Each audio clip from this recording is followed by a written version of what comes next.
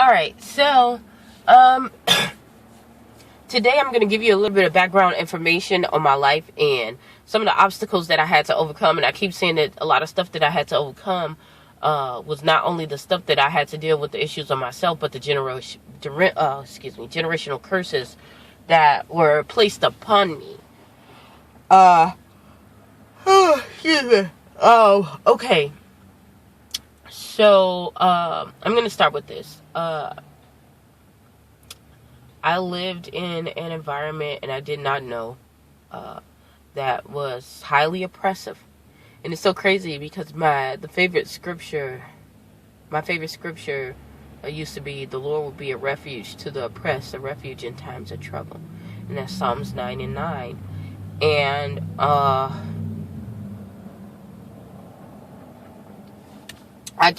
the reason why I like it is because it shows, like, even when I was a kid, I liked it because it showed me that, God will protect you no matter what, even through hard times. He will give you, not only protect you, he will give you comfort. You will have rest. Because when you think of refuge, you think of rest. So that was my favorite scripture. Okay. So, fast forward, I went through this whole crazy situation. My mom,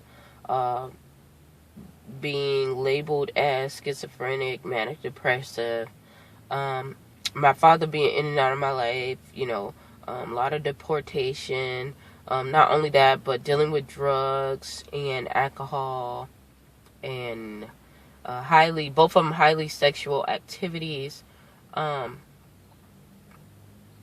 It took a lot, like a toll.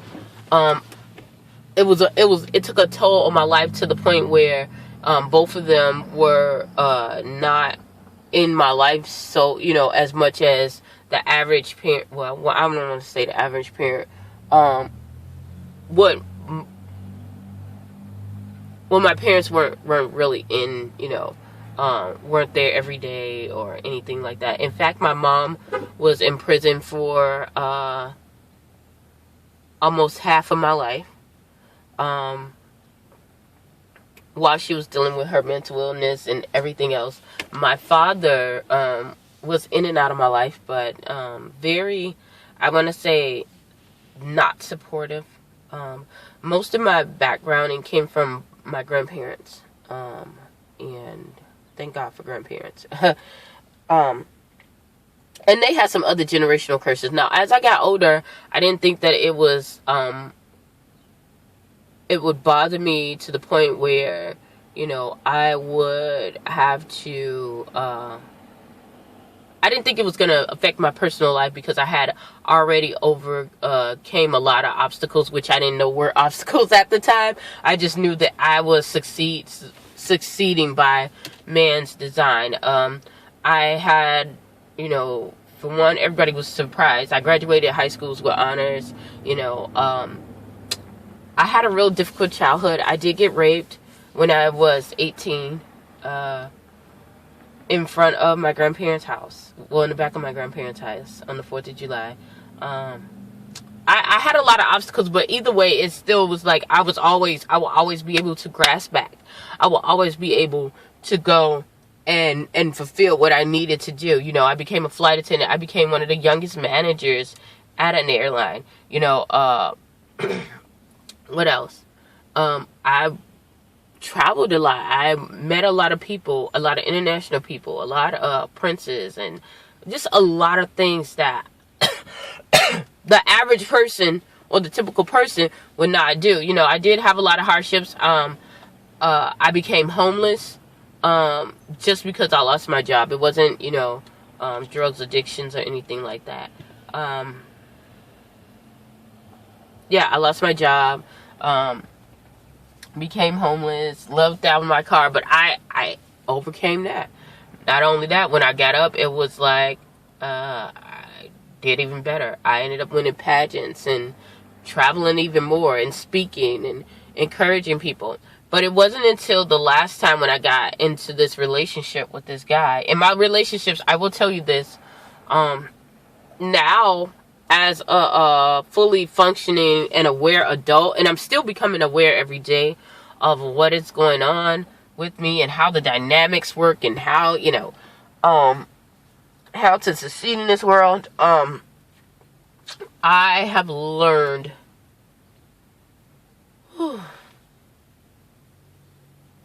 a lot. So, and I'm still learning, and I'm still learning. As I get, it was the second time when I ended up getting into this relationship. All my relationships with men, have been, I don't want to say toxic. Well, I'm just going to say unhealthy. I think I had about 2 that were healthy. And at the time, I didn't know that, arts and crafts. I was doing the same thing. Okay, so at the time, I didn't know that, the reason that, one guy left me because of what his mom said. Like, he really, really liked me. We really were working things out. And I was like, which I, in the long run, I say, I'm glad that it happened. But at first I was just like, well, he's a mama's boy, which he really was. And I don't want to be around someone who was a mama's boy. But what his mom was very, very protective. And his mom made the comment that she did not want him to be around me because usually, now I might be able to succeed and might be able to overcome obstacles that came in my life because she wanted to know my background. And I told her I'm very honest. I'm very kind of open with who I am, I don't, hey, because people are going to know. There's people who tap into the spiritual realm, they're going to know. So anyhow, or they just come out and know. After a while, people will know who you are. So, I told her about the situation. She asked about my mom and how was my relationship with her. And I was brutally honest, just totally honest, open with her. I was open with her with my father and, dealing with my cousins and my brothers and sisters. And I say my cousins because my cousins on my mother's side, we grew up as brothers and sisters, kind of very, very close, very, very close. Where on my father's side, it's a little bit different. It's almost as if my cousins, my brothers and sisters, were treated as cousins, or because they're like the age gap is so overwhelming, because a lot of them are older than me. So, yeah, so I get there, and I tell her, what's going on. And she says, well,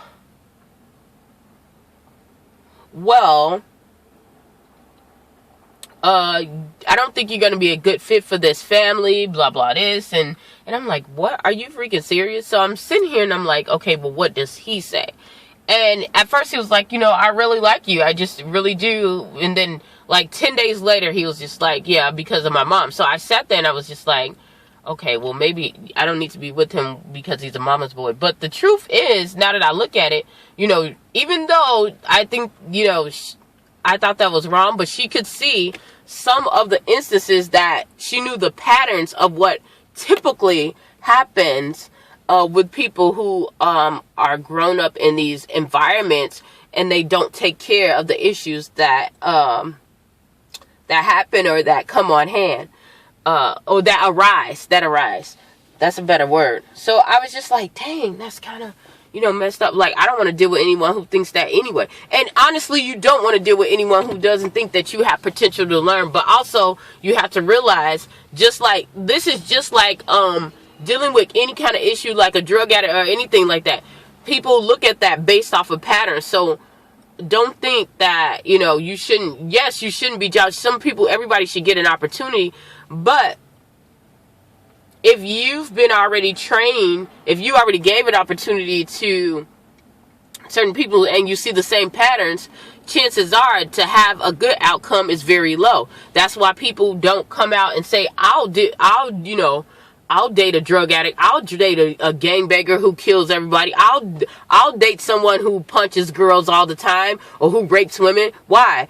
Not because people can't change, because there's some people who used to be rapists and they turned their lives around and never did that again, But pattern, and systematically shows you, it tells you, tells you what happens, and you have to get on a higher frequency, a higher vibration. I mean, and when I say that, I don't want people to be like humming and all that other stuff. I'm saying, as far as tapping into the knowledge, getting a better understanding. When you start getting a better understanding, you can arise from all the BS and say, well, I see the pattern here. I'm going to change and create a new pattern so that I can arise and go above this pattern and make something and create something beautiful and turn this negative situation into a positive. Now, if she would have looked at my own patterns, because she knew that all this stuff that I had and all this stuff that I overcame, if she would have looked at my own biological, my neurological like patterns, she would have saw that I am a child of miracles, and she would have saw that I have overcame, all these other obstacles that got in my way. So this will probably not be a hindrance to me, or if it does, I'm going to be able to, address it and be able to overcome it with the correct guidance. So, yeah, so I had to think of that, and I was just like, okay, that's messed up. But now that I understand and I see it, I'm like, I'm kind of grateful either way, because for one, she was aware, she was in tune to what was going on. Now, he is married, he has kids, and we still keep a okay relationship. We're not as close, of course, because you want to have respect, boundaries, and not only that, who wants to be around someone who thinks that they're not worth their time? You don't want to give anyone that kind of time, but you're still, sociable. Hey, good for you, have a good day, have a good life, enjoy that. Now, yeah, I've heard some other stuff about what they, but that's with every relationship, so whatever. So I ended up, this last relationship that I was in, that led me to being in this area, I ended up being with this person, and he seemed so charming and so nice, and so, just wanted to give me more and more and more. And I'm like, okay, that's good, that is really good. But sometimes it felt like it was almost to the point where it was taken away from what I like to do to what he thought I was supposed to be. And that's where the whole dynamic started changing. I started seeing how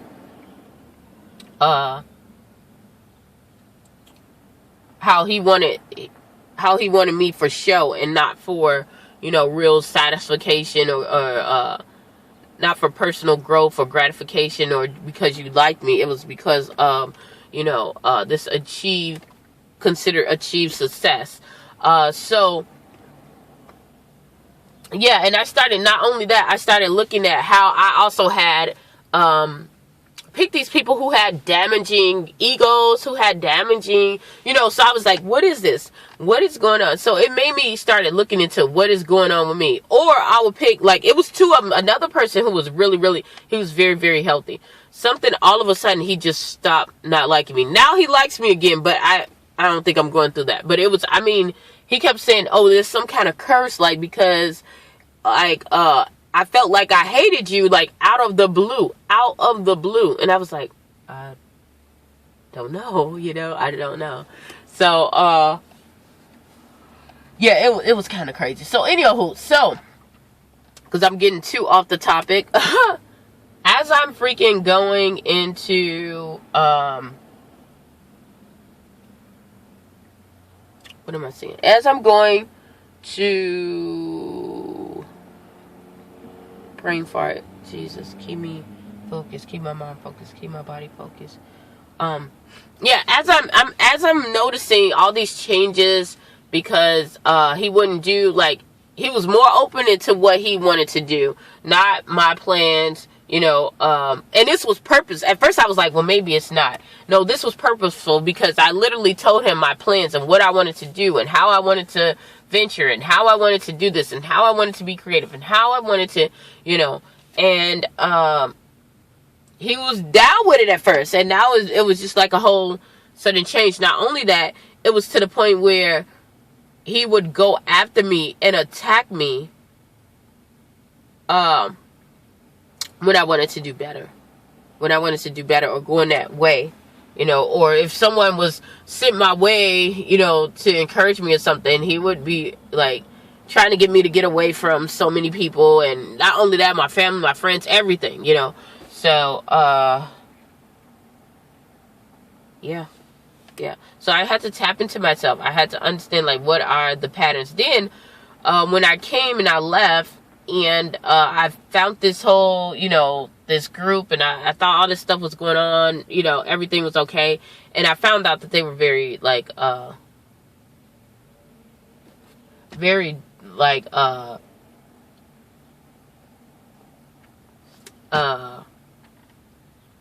evil and all that. I started noticing my mom started telling me more about, you know, what she did with the cult, and that she was set up, and how that when she tried to get up out of this occult, because she didn't know at the time, which in a way I kind of don't believe it, in a way I kind of do, that when I think she understood after a while and still wanted to play into it. And when it didn't go her way, she wanted to pull out. But when I found out that once she wanted to get out, she started telling me once she wanted to get out that they were trying to kill her kids. And that she was trying to hide me and, you know, hide my brother and all this other stuff. And I'm like, okay, that's kind of like schizophrenic, you know. Maybe that, you know, because she is labeled as that, and that's how they put the label on her. But she was telling me, you know, about all this occultic stuff, and that eventually they're going to come, you know, that's okay. They're going to come after me, but God is going to save me. Now, I'm thinking that my mom is nuts and everything until I went through it. Until after she said that, at that moment, I was already going through it. And, like, just the weirdest things were happening. I had people that would pop up that knew more about me than I knew really about myself. I had these people that would just come and I guess that's what they call astral projecting, but what we call it is spirit walking. That means you divide your body, which is horrible. It goes into the groups of like necromancy, divination, sorcery.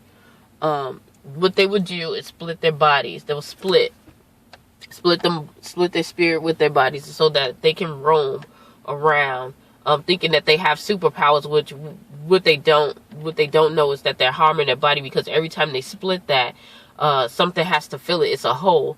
So a demonic entity can fill that hole, and then when they come back, they're never the same. They always have some kind of emotional anxiety, depression. They'll have a lot of things. Not to say that you don't have out-of-body, not to get it twisted up to say that you don't have out-of-body experiences, but if you are forcefully doing that, you will leave yourself susceptible to evil devices, because these things are smarter than you in the spiritual realm. They've been here longer than you. So you have to understand that.